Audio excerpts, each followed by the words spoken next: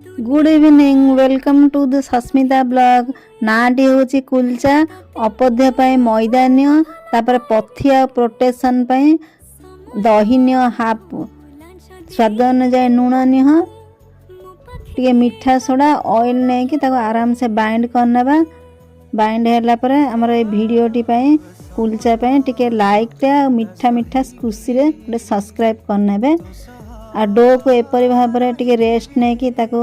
Soft एपरी dough बनई नेबा dough होला पर ताको फुल बटर दे देबा पेट क्लियर पाई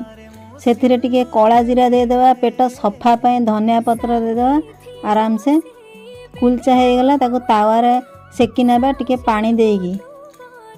सेकी हला पर तावा को उल्टेई देगी हाई फ्लेम रे ताको सेकी नेबा तापर फुल बटर देकी हो गला रेडी।